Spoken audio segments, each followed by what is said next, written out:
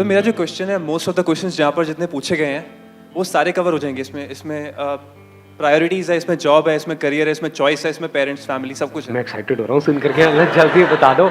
ऐसा क्वेश्चन तो मेरे को आज तक किसी ने नहीं पूछा। क्वेश्चन ये है कि how to deal with the issues when you have your own dreams what you want to accomplish versus family issues. अगर आपकी फैमिली आपकी ड्रीम्स के अगेंस्ट है, for example me, I am an engineering graduate गलती से and my father wants me to work in a corporate sector which I do not want to, and I've been working from last 2 years but I'm not really happy. और ये सब आप share करना चाहते हो कैमरे में? Yeah, sure you can. अभी जो आप जॉब कर रहे हो वो सिक्योर्ड है पूरी, मतलब अच्छी, you are getting good money, good package, everything financially? बिल्कुल नहीं सर, बिल्कुल नहीं सर। अभी 5 महीने पहले लास्ट आगे ग्रोथ नजर आ रही है वहाँ पे? आगे फ्यूचर कुछ नजर आ रहा है? कुछ भी नहीं, फ्यूचर भी नजर नहीं आ रहा, अभी भी कुछ नहीं हो रहा है, बस पेरेंट्स को अरे लग रहा भाई है इससे कि बुरा क्या होगा? सोचने वाली बात है।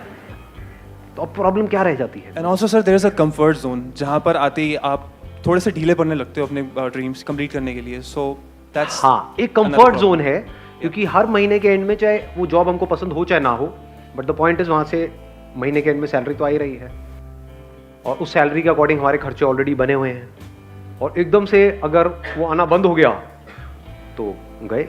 यही सब डर है ना। टॉपिक क्लियर हो रहा है? मतलब क्या है ये टॉपिक कि अगर फैमिली सपोर्ट ना करे, बट एक्चुअल में जो टॉपिक है वो फैमिली के सपोर्ट की प्रॉब्लम नहीं है, ये कंफर्ट जोन की प्रॉब्लम है कि चाहे जितना भी बुरा है, जैसा भी है, कंफर्टेबल है। कंफर्ट जोन का मतलब है नोन है, कि हमें पता है, एवरीबडी अंडरस्टैंड्स इट। तो हमारा जो माइंड है that is always afraid, we are always afraid of the unknown, क्योंकि पता नहीं वहां पर क्या होगा। तो जैसे ये पता नहीं आ जाता है तो लोग डरने लग जाते हैं। जो भी ऐसा पाथ होता है जिस पर सब चल रहे होते हैं, चाहे वहां पर कितने भी धक्के पड़ रहे हैं, वहां पर कितनी भी मारकाट मची हुई है, वहां पर कितना भी रोना धोना है, लेकिन मैं अकेला नहीं रो रहा, मेरे साथ में सब रो रहे हैं। अरे चलते रहो। लेकिन जैसे कोई ऐसा पाथ नजर आता है जिस पर सब नहीं चल रहे हैं, यानी आपको अकेले चलना पड़ेगा, this is called fear of the unknown. ये बहुत बड़ा फियर होता है। जैसे अगर मैं अभी आप में से किसी को यहाँ पे स्टेज पे बुला लूं और कहूं बोलो यहाँ पर आकर के 10 मिनट तक, क्या होगा? डर लगेगा या नहीं लगेगा?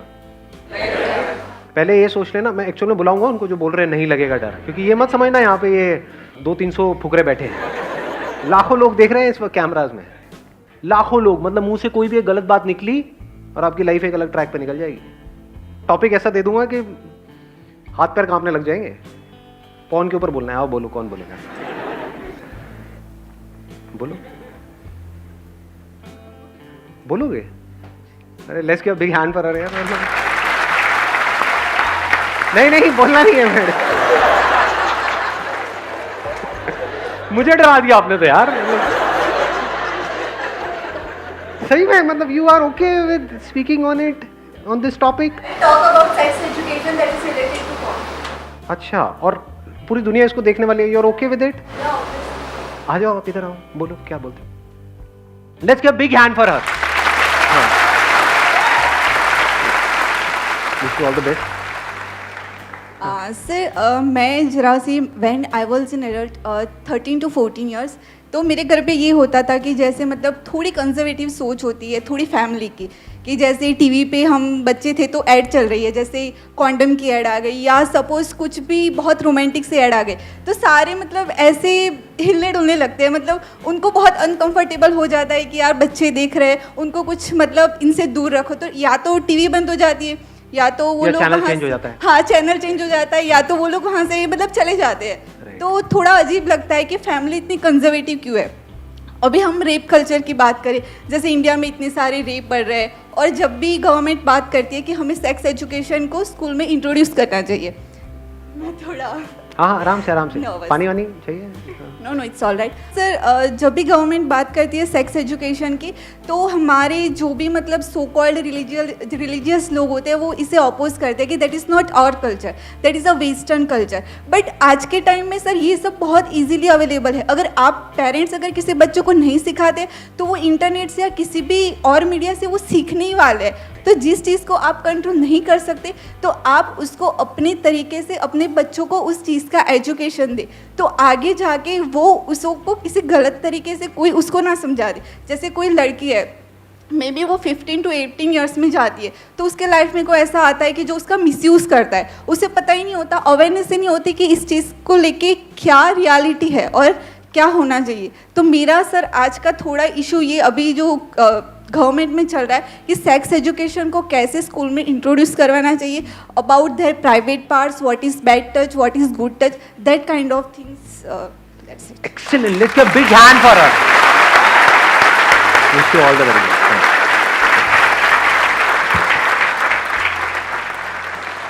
अब देखो, ध्यान से समझना क्या किया इन्होंने कुछ भी ऐसा नहीं किया जो आप नहीं कर सकते थे। आप में से कौन है जो यहां पर आकर के ऐसे नहीं बोल सकता था या नहीं बोल सकती? बताओ।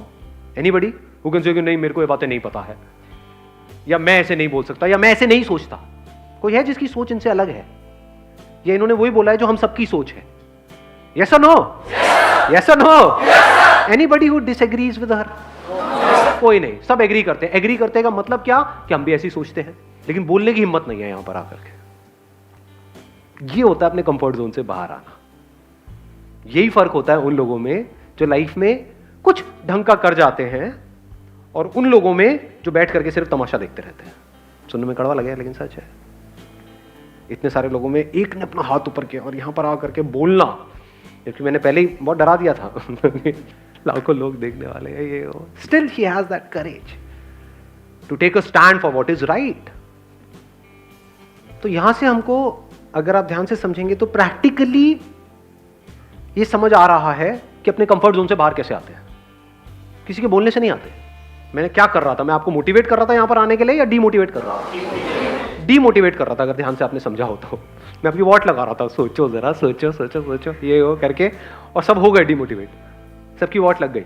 लेकिन ये डीमोटिवेट नहीं हुई। क्यों? बिकॉज इन्होंने डिसीजन इसके बेस पे नहीं लिया कि मैं क्या बोल रहा हूं, मैं क्या नहीं बोल रहा हूं। इनके अंदर से आया कि हाँ, ये this topic is close to my heart and I want to speak on it no matter what. दुनिया जो सोचती है उनकी प्रॉब्लम है, राइट? हाँ, ये थॉट प्रोसेस होती है उन लोगों की जो लाइफ में कुछ अलग करते हैं। इस अलग करने को ही सक्सेस बोलते हैं, अगर एक्चुअल में आप सक्सेस का मतलब समझोगे तो। यानी जो सब कर रहे होते हैं उससे थोड़ा सा अलग, या जो सब कर रहे होते हैं उसी को अलग तरीके से। ये दो ही चीजें होती हैं। हाँ, आप बोलिए। सर एक्चुअली मेरा बचपन से ही ड्रीम था कि मैं अपना ओन बिजनेस स्टार्ट करूं, बट मेरे पास कैपिटल नहीं था मेरा बिजनेस करने के लिए। दैन मैं दुबई गया अपना बिजनेस के लिए पैसे इकट्ठे करने। मैं वहाँ पे गया था, सिर्फ मेरा माइंडसेट ये था कि मैं कुछ अर्निंग करूं, दैन इंडिया आके अपना बिजनेस स्टार्ट करूं। बट वहाँ पे मुझे इतना अच्छी प्रोग्रेस मिली। मैं 4 साल रहा, एक ट्रिप की, दैन अगेन मैं गया वहाँ पे। इतना अच्छा सब कुछ मुझे मिला, अच्छी सैलरी, सब चीज़ अच्छा था। बट फिर भी माइंड में वही था कि इंडिया आके बिजनेस करना है, लाइक अंबानी। अभी मैं 5 महीने पहले इंडिया आया दुबई से, तो मेरी और इंक्रीमेंट कर रहे थे जो मेरे बॉस थे। बट अभी मैंने स्टेप लिया, नहीं अगर अभी नहीं कर पाया तो फिर कभी नहीं कर पाऊँगा। बट अभी यहाँ पे बिजनेस जो स्टार्ट किया है, इसमें कभी कभी ऐसा फील होता है कि वो ऑप्शन ज़्यादा बेटर था। इन्होंने एक बड़ी कमाल की बात बोली, अगर आपने ध्यान से सुना हो तो, कि इन्होंने जॉब को छोड़ा और अपना बिजनेस स्टार्ट किया। अब इनको ये लग रहा है कि यार वो जॉब ही अच्छी थी, मान लो, या उस जॉब में भी प्रोग्रेस की कोई कमी नहीं है, वहां पर भी हम आगे बढ़ सकते थे। तो अब ध्यान से समझना, कंफर्ट जोन से बाहर निकलने का मेन पर्पस क्या है? क्या ये है कि हम ये छोड़ करके वो करें? क्योंकि जो भी करोगे उसके भी अपने प्लस माइनस होंगे। क्योंकि जब तक कोई चीज, जैसे बोलते नहीं, कहावत नहीं, दूर के ढोर। हाँ, तो दूर से बड़ा अच्छा लग रहा था बिजनेस बिजनेस, कि मैं बिजनेस करूंगा, मैं ये मैं वो। जब जाते हैं, वो करते हैं प्रैक्टिकली, तब हमें समझ आता है कि वो मेरे लिए है या नहीं है। तब ये भी समझ आता है कि जो हम पहले कर रहे थे वो मेरे लिए है या नहीं है। तो कंफर्ट जोन से बाहर निकलने का मतलब ये है कि एटलीस्ट जो भी आप रिस्क लेना चाहते हो अपनी लाइफ में, अभी टाइम है आप लोगों के पास में, लो तो सही। अब इन्होंने रिस्क लिया, इसका मतलब ये नहीं है कि वहां से निकलोगे तो बिजनेस आप करोगे तो उसमें सक्सेसफुल होना है, नहीं।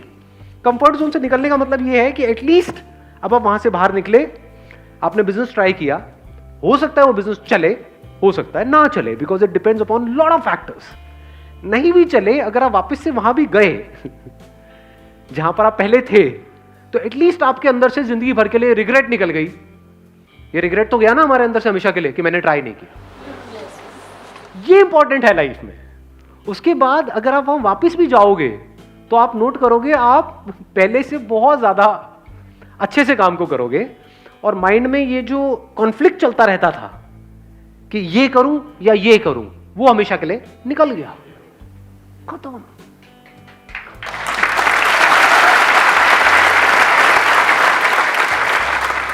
क्योंकि कोई भी चीज करके ही समझ आती है, बिना करे नहीं समझ आती। अब मैं आपको, मेरी बेस्ट विशेस आपके साथ में है। I wish from the bottom of my heart कि जो आप कर रहे हो उसमें आपको सक्सेस मिले, 0.1% ना भी मिले because of whatever reasons, और आप वापस भी जाओ तो अब एटलीस्ट वहां पर जहां भी आप जाओ वहां पर खुश रहो। लाइफ में ये सबसे इंपॉर्टेंट है। अभी भी ये चीज़ बहुत डिस्ट्रैक्ट करती है। जैसे कंटिन्यू उधर की जो कंपनीज थी वहाँ पे जो मेरा लिंक था, आई वाज इन सेल्स, तो अभी भी ऑफर्स आते हैं तब माइंड बहुत Puzzled लगा जाता है कि हाँ। क्या करना चाहिए। और वो इसीलिए ऑफर्स आ रहे हैं क्योंकि वहां पर Reason आपने because- बहुत अच्छे से काम किया। Because I know the 2 languages, हाँ। Iranian and Arabic, that's why.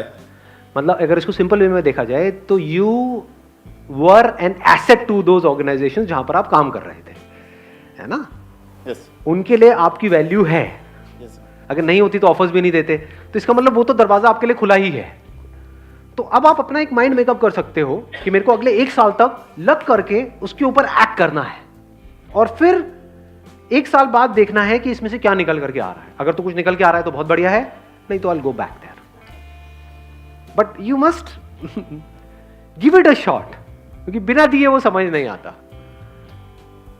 इससे आपको भी आंसर मिला अभी कि अभी आप कह रहे हो कि जहां पे मैं काम कर रहा हूं वहां पे पैकेज भी इतना तगड़ा नहीं है और फ्यूचर भी इतना स्कोप नजर नहीं आ रहा है, तो एटलीस्ट आपने अपने एंड पे कुछ करने की कोशिश करी।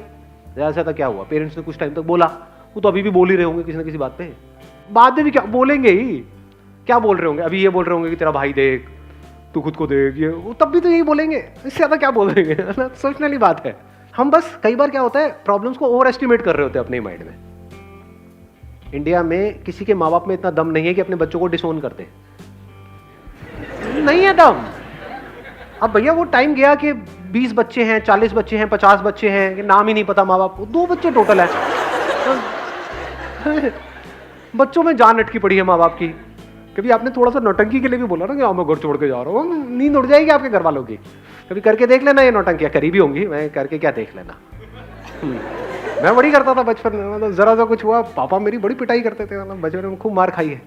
जब भी पिटाई होती थी मैं जा रहा हूँ घर छोड़ करके, छोटा सा होता था, घर छोड़ के चला गया, पीछे पार्क में बैठा हुआ हूँ, फिर मम्मी आती थी मनाने के लिए, नहीं नहीं बेटा आ जा, मैं नहीं आ रहा, मैं यही सोऊंगा आज रात को, मतलब नौटंकिया। तो कहने का मतलब है हम बहुत ज्यादा ओवर एस्टिमेट कर रहे हैं इन चीजों को कि वो क्या कर देंगे, क्या कर देंगे, मार देंगे, समझ लो, क्या बोलेंगे ही तो बोल तो अभी भी रहे हैं।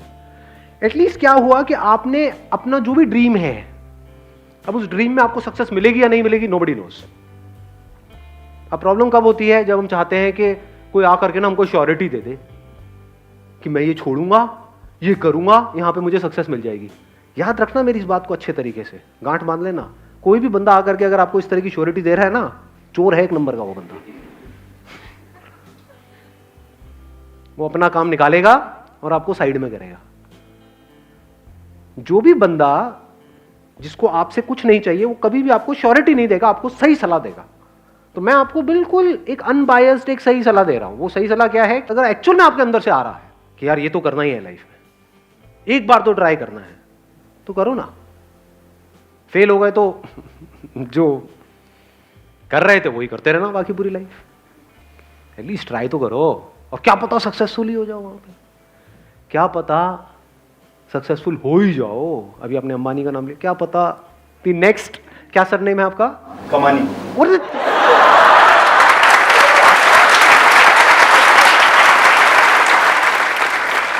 तो उनका है अंबानी, आपका है कमानी, तो हो सकता है नेक्स्ट कमानी।